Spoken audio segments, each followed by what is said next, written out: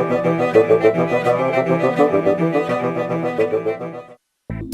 a bit of congestion on that northbound 15 as you make your way up from Tropicana. Still sluggish through the area, and it's still a slow merge to go from the 95 south. 7 a.m. and rush hour in Las Vegas. Traffic Operations Center. Camera 103. At the Regional Transportation Commission, engineers are monitoring more than 100 traffic cameras, making sure the morning commute keeps moving. Not long ago, this was America's fastest growing city, and the population boom was best seen on its roadways. For 25 years, Las Vegas saw an increase of 112 cars per day, every single day. It's a car culture, it's spread out, in and out of places, malls and so forth. UNLV Vice President for Research Ron Smith has studied the growth of Las Vegas. Las Vegas, if you look at it historically, was highly criticized for being unplanned. And you know, it's correct. We were unplanned. There was no real thinking. We've just kind of been adding and building and adding on that. And it's been a real challenge to keep up with all those automobiles. We added a lot of new freeways, and we added a lot of new roadways. As head of the Transportation Commission, Jacob Snow is charged with the not-so-easy task of improving public transit in Las Vegas. We can't compete with every trip the automobile can make, and we don't want to make that type of a mistake. The idea of transit here is new to a lot of folks, and so we've had to make incremental progress in what we've offered the community. Incremental until now. Today, Snow is a passenger in what he sees as the future of public transit in his city.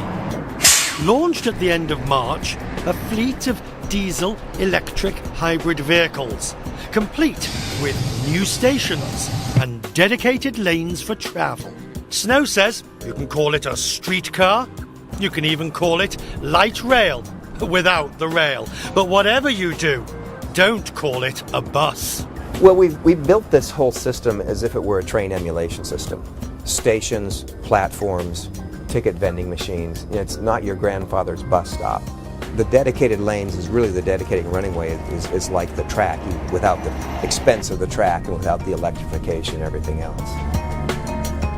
And with all the growth that we've seen, it's difficult to say, well, we're going to put all these millions of dollars, tens of millions of dollars into one corridor, and we're not going to expect that corridor to change. We've seen a lot of change here, a lot of dynamic and very rapid growth, and the fact that this is on rubber tires,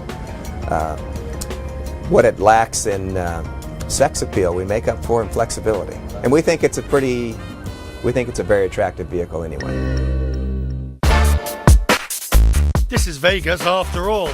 And with more than 4 years of planning, Snow says his team wasn't about to give one of the entertainment capitals of the world just another transit line. Well, this is Las Vegas, so what we provide has to look nice. It has to even have a little bit of glitz. While the neon signs may draw people to the stations, it will take more to get them on the vehicles. And if we can make it faster than people can get to a place with their cars, then we can be really successful if we can save people time. Traditionally, the focus in American transit has been on saving people money and going after that market. And that is only going to have limited success.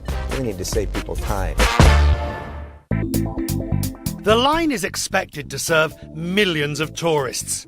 But for Jacob Snow, the success of the project will be in the opinions of the people, those who actually live here.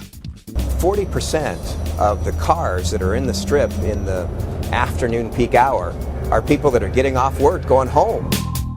There are a lot of us who live here, and we want to be able to feel good about mobility. We want to be able to feel good about our community. We commute to work. We don't live near a casino.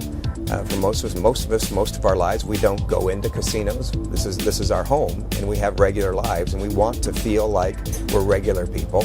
And projects like this, I think, will help us accomplish that. A potential sign that this notoriously transient city may finally be ready to embrace a new mode of transportation.